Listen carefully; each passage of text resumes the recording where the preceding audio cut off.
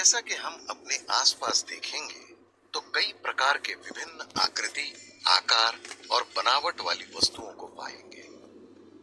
अपने आसपास की विभिन्न वस्तुओं को ध्यान से देखिए। अपने आसपास की वस्तुओं पर एक नजर डालिए। आपकी किताबें, टॉय कार, कलम, पानी की बोतल, गेंद जो आपने कल खरीदी थी, इन सभी में कुछ तो समान है। क्या आप अनुमान लगा सकते हैं? आइए जानते हैं। सबसे पहले, प्रत्येक पदार्थ एक निश्चित स्थान घेरता है।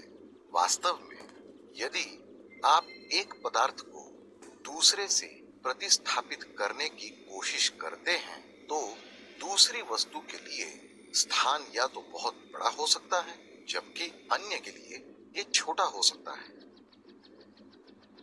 दूसरी बात, उनमें से प्रत्येक का एक निश्चित द्रव्यमान है। खाली बोतल का भार 20 ग्राम है। आइए इसे किनारे तक जल से भर देते हैं। जल बोतल की आकृति ले लेता है। बोतल का भार अब 10-20 ग्राम के बराबर है। इस प्रकार दोनों बोतल और बोतल में भरा हुआ जल कुछ स्थान घेरता है और उनका निश्चित द्रव्यमान है। तुलना में गेंद हल्की लगती है।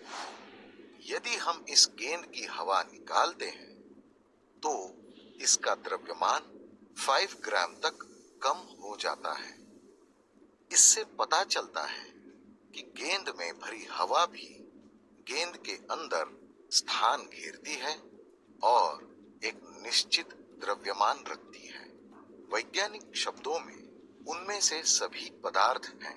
अतः पदार्थ वह चीज है जो स्थान घेरती है और जिसका द्रव्यमान होता है। हालांकि हम स्पष्ट रूप से एक पदार्थ को दूसरे से विभेदित कर सकते हैं। जबकि गेंद लाल है और इसकी आकृति को बदलने के लिए दबाया जा सकता है। खिलौना कार पीली, कठोर और असंपीड्य है। आप अपनी कलम से लिख सकते हैं क्योंकि स्याही द्रव लेखन में स्वतंत्र रूप से बहती है। ये शब्द जिनका उपयोग पदार्थ की आकृति, स्पर्श और व्यवहार के लिए किया जाता है, गुण कहलाते हैं। सारांश, हमने अध्ययन किया है कि जो कुछ भी स्थान घेरता है और जिसका द्रव्यमान होता है उसे पदार्थ कहा जाता है। सभी पदार्थों की आकृति, स्पर्श, स्वाद और व्यवहार भिन्न भिन्न होते हैं। ये इनमें विशिष्ट गुण होते हैं। अब आप समझ गए होंगे कि आपके आसपास रखी सभी वस्तुएं पदार्थ हैं। लेकिन आप देख सकते हैं कि पदार्थ जैसे टेबल दृढ़ होती है, लेकिन कुछ पदार्थ जैसे दूध आसानी से बह सकते हैं। पदार्थ विभिन्न भौतिक अवस्थाएं क्यों दर्शाते हैं? इस सवाल का जवाब जानने के लिए आने वाले